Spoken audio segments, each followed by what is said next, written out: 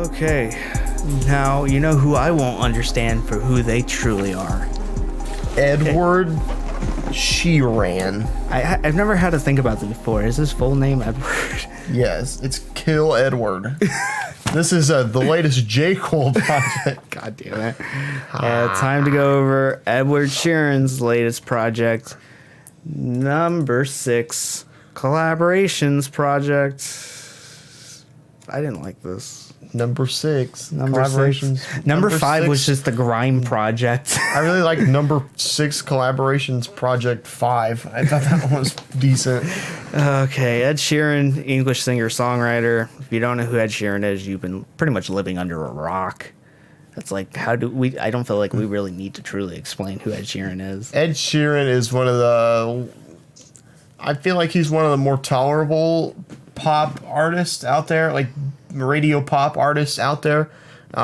He's definitely like overplayed. He definitely makes like a lot of he's really oversaturated the market, kind of in the vein of like Taylor Swift.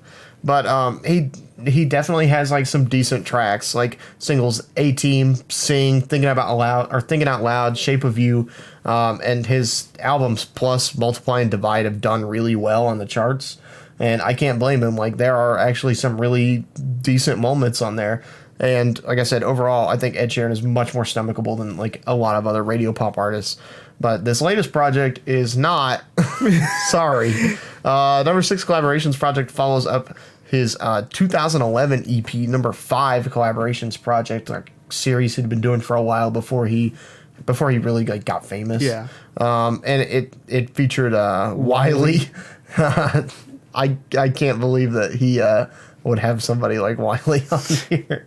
JME Devlin. So he's just featured grime artists. It was a grime album. It really was, which we can talk a little bit more about. We get some grime on this album later. too, yeah. Yes, we do. This record is 15 songs at 49 minutes, and I can just tell a lot of them were just made for the radio. And I think that the biggest takeaway here is that some artists really did try on here, and a lot of them are just phoning it in. And a lot of them are Ed Sheeran, and I don't think I have a single performance that Ed Sheeran. You know what I just noticed? What? Ed Sheeran is on every one of these songs. What's going on? What's going on? Not even DJ Khaled is on all of his tracks. It doesn't say feature Ed Sheeran. Hey, wait. Going over this, I think Ed Sheeran is just super formulaic. And I said earlier, just like a few seconds ago, I don't think he delivers a good performance. I lied. I think on Best Part of Me featuring Yebba, he does a decent job because it reminds me of what I liked about Thinking Out Loud. It's like acoustic performance, but also it's super generic in its writing. There's nothing unique about it in any way, shape, or form. Yebba and him have good collaboration together, but it doesn't work It doesn't do anything for me because I've heard 1,000 acoustic tracks like this before. It doesn't make any reason to stand out or have any reason to stand out. Moving on with the beautiful people, featuring Khalid. I need to get a Khalid for my drink. This opening track I find to be one of the better moments on here, but also I think it really sets the stage for like the rest of the record, in which like Ed Sheeran is basically talking about like being famous and not wanting to be famous. And it's the same kind of project I had with the Ariana Grande record, Thank You Next, where I was like, I don't really know how honest Ariana Grande is being. And I guess going back even farther, same deal I had with like Will Toledo with Car Seat Headrest, Twin Fantasy, Ass to Ass. Where he was like, I don't know how honest some of these like artists are, and I think that takes away from the message here. We're getting beautiful people where Ed Sheeran's like, I don't belong at this party. I don't belong talking to anybody. Okay, Paul McCartney. That's how he sounds. Is that Paul McCartney or is that a Ringo Starr impression? But if you look at like Ed Sheeran's actual backstory, he was just like he was like homeless. I think he was just like playing guitar on the streets, and somebody realized the talent he had, and then he voiced the macaroni and cheese commercial. He had a golden voice. Yes. Was a little Yanni on a macaroni commercial? I think it was like No, he was on Donny Osmond. No, that was not for Macaroni and Cheese. That was for Chef Boyardee. Yeah, that's what it was. It's Chef Boyardee. I just remembered that. Anyway, like Ed Sheeran got famous like off the streets. He became a nobody to like one of the most famous artists in like a year. Yeah. I mean, he just skyrocketed.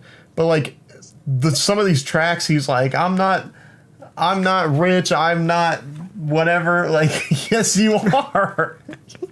I'm not beautiful people. Like, yes, you are. Like, you're hanging out with the stars. No, like, he's not beautiful people in the sense of he's not, ugly. He's like Post Malone. Like, we call him the ugliest man in the world. As like a rib, but like Ed Sheeran, like, is it uglier or what's uglier? Going? Okay, he looks like a demon, and that's coming from me, and I look like a troll from Trolls 2. To specify, so I'm not a troll. I'm actually like a gnome or whatever it is. Because Troll 2 isn't. There aren't actually trolls. They're like something else. No, they're not. In Trolls 2, yeah. Oh, okay. It's really weird. It's part of the weird backstory of why that film is just a complete garbage can. Because it's not a sequel to the actual first movie, Trolls. So it's really weird. We should stop talking about Trolls 2 instead of talking about Ed Sheeran. He also, Ed Sheeran, go back to this. Ed Sheeran has a good collaboration with Camila Cabello. Cardi B is also on that track for some reason. I wish she wasn't because she's just filling time. I like the collaboration between Ed Sheeran and Camila Cabello. Yeah, I feel like Cardi B doesn't really fit in here. If she's trying to be Camila Cabello's like other side, how does this work? Like, this is obviously a duet between Ed and Camila, and then Cardi B is like what, the third wheel? How does that work out? I think that her verse just wastes a lot of time. Like, I think this could have been a really good collab. I think if you have anything that's like Southern themed, Cardi B has to be on it, or else that's her gimmick. Because she was on throw you into the Mississippi. Because she was on that rodeo. She had I Like It. She was on that rodeo track with Lil Nas X. Anything that's Southern themed, regardless of where that Southern is, she has to be on it. Yeah. Moving on to Antisocial with Travis Scott. This is one of the worst songs of the year. I heard it and I laughed because like I've been hearing people telling me that this track's bad. It's bad. It's really bad. And then I listened to it for the first time when I listened to this entire album, and I could not stop laughing. Number one, knockoff Sicko Mode beat. Same synth or similar chords to the bass line of Sicko Mode, similar percussion to the bass line of Sicko Mode. It just sounds like Sicko Mode. Two, Ed Sheeran was rapping over this. He had an earlier rap performance on Take Me Back to London that I thought was decent. It was not like... It was really dumb, but it was funny. Hearing Ed Sheeran do a Grimes track was hilarious. Because we'll get into that track later. Let's get back into why Sicko Mode 2 is not as good as people would think. Two, so one, Ed Sheeran's bad at rapping over the Sicko Mode beat. Two, Travis Scott just doesn't care. He sounds like he's just there for the paycheck. Like immediately, and then 50 Cent later on one of these tracks, he also sounds like he's on the paycheck, but he's really happy about it because it means he's not going bankrupt.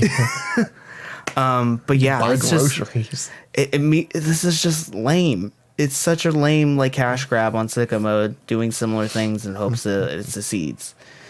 And why Travis Scott and Ed Sheeran? Why? Like why? Who think that's good? Why is Travis Scott like so underwhelmed by everything? He just delivers the same performance. I couldn't tell you why somebody like Travis Scott is like famous. I think for a while he was making good music like on Rodeo, and then I went back to some of the songs on Birds in the Trap, like Pick Up the Phone and Goosebumps. And I'm like, these are good, but then there's some other where I'm just like, after that, it was just a nosedive. And I feel like that's really where he started to pick up. Like Astroworld, people just went nuts. Yeah.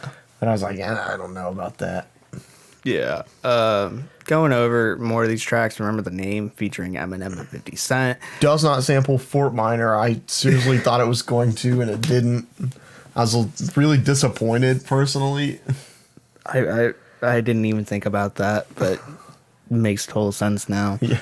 I'm kind of disappointed too. Yes. Eminem tries. That's good. That's better than what he's not trying to prove every wrong, so that's good. He tries. It's not the best. It doesn't save anything. It doesn't. The guitar beat, the Ed Sheeran beat that he's rapping over, doesn't make him look cool. It reminds me of something that would be on the Marshall Mathers LP too, like when he did kind of these weird guitar licks and like weird samples. Yeah, it's not bad. 50 Cent's he's there and he's happy about it. He seems really happy on the track. He sounds really happy. Again, because he's getting a paycheck and it means he's not going bankrupt. Feels with Young Thug. Why? Why do we need a dance hall track with Young Thug? We didn't. Why? Moving on to Cross Me with Chance the Rapper at PMG Rock. Chance tries. Chance raps and PMB Rock tries to slip under the bathroom door for 50 cents. Because he's such a thin. PMB Rock is Flat Stanley. But going over this track, I think Ed Sheeran it's like a lot of these tracks. Ed Sheeran just doesn't have any chemistry with a lot of his features. He didn't have any chemistry with Eminem. He didn't have any chemistry with Chance the Rapper or in PNG Rock. He didn't have any chemistry with Travis Scott. So he had negative chemistry. They owe me some chemistry. They owe me some chemistry homework. These assignments, if they don't get them in, I'm gonna fail them. He doesn't have any chemistry with LMI or her or Meek Mill. Definitely not with Meek Mill. Meek Mill is just still like fiery and angry. He left off. He's still left off on the DJ Khaled track. That was like the last Meek Mill track I heard, and he's still fired up after that. I think Meek Mill just yells constantly now. I definitely didn't have any chemistry with Skrillex, because Skrillex is like a normal Ed Sheeran track, but they add some weird glitch sound effects at the end that we used to know Skrillex is there. And he does not have any chemistry with Chris Stapleton and Bruno Mars on Blow, which is a rock track, more like a hard rock track. Chris Stapleton tries, Bruno tries, it doesn't work. The combination here, I can't see how it would even possibly work. Even Ed and Bruno Mars, I don't think would work just as is. Then you add a country rocker in, and they're like, "This will fix it." No, it just like that sound doesn't work for Chris Stapleton. It's too hard. It needed more twang for it to be up his alley, and then Bruno Mars is just he's not a rocker. It just doesn't work. He doesn't have enough passion, I think, to be in a performance like that. He has passion, but it's a different type of passion. It's more soulful. He's a pop star. Yeah, he's more soulful than he is kind of hard and jagged. And it just doesn't work. And that definitely is too light to be in a spot where a guitar like that hard, not to say the card takes good, it's not. It's pretty flat, but it's rigid, if that makes sense. And Ed Sheeran's dandelion. He's like me, dandelion. So, like, we're fragile. Oh. And, moving on to what I think is probably one of the worst moments on here as well. I don't care for Justin Bieber. This is a song. That's what I can describe it as. This is the most formulaic pop song I've heard in a while. I don't really have anything else to say besides that. It's just a radio cut. Just to give him, and it emphasizes a lot of the formulaic nature of a lot of these tracks. Ed Sheeran comes on feature. Ed Sheeran comes on feature. What track that isn't formulaic? Take Me Back to London, because it's a grime track with Stormzy. What could I say? This is just emphasized. This emphasizes how bad some of the chemistry is on these tracks. Just like. Ed Sheeran should not be in a grime track. And this is not like a grime beat by any means. It sounds like a Despicable Me soundtrack cut. It sounds like something Illumination would make for like Despicable Me 7. But then put grime vocals on the top of it. Yeah. I also like, sometimes I forget that Ed Sheeran is British. Yeah. I forget that he is from the UK. But this emphasizes it so much. He's singing, and then Stormzy comes on, and the typical like grime, not like grime accent, but like when you do grime music, you cannot like understand very well what they're saying. And then when Ed Sheeran comes on with his own like rap verse, it's like in grime style. It's like he took classes on how to be more English and then rapped in that style. And then like when he goes back to singing, I'm like, oh, I can understand him. But then when he goes into his verse, it's like And that's what makes his verse on Remember the Name more intolerable, because you can hear what he's saying, where in this you can't, and it makes it a little bit okay. I feel like there's a sort of novelty to grime music in America in that, like, the accent just overtakes. You're like, Yeah. I have no idea what they're saying, but I really like the energy. Yeah. But like Ed Sheeran, just like, I feel like he's putting on a show here. Yeah. He's putting on like a false voice. And do you have anything else to say? Because I feel like No, it's just not that good. it's not good. Ed Sheeran doesn't have any collaboration. Ed Sheeran doesn't have any chemistry with a lot of these collaborators. They all felt forced. They all felt like big names to put on this project just to get streams up. They just seemed... This is like why feature culture is bad. Like why DJ Khaled is bad. Because he just puts names on there to have names, not for the performers themselves or not for what they act. Like, you can have a million pop rappers. Why did you choose Chance the Rapper? You chose him because his name. Like, it's why. There's a parent. Yeah. It's... If you could get Drake on here, he could. He would. Like, there's these things. And it just... It's not good because of that. Also, the kicks and the claps are very high in the mix and throughout this entire project, and it's really annoying. Yeah. I didn't emphasize that earlier. I should have, because it was one of the most annoying things about this. It's just the kicks and the claps being really high in the mix. Yeah, I like when Ed Sheeran's all the way back here and I hear... Keep in mind that all scores are futile, meaningless. Right now, I'm gonna give this a 2. It's just better or worse than Cool Keith. Better, because there's some performances that are okay. I'm gonna give it a 1.5. Okay, that's decent.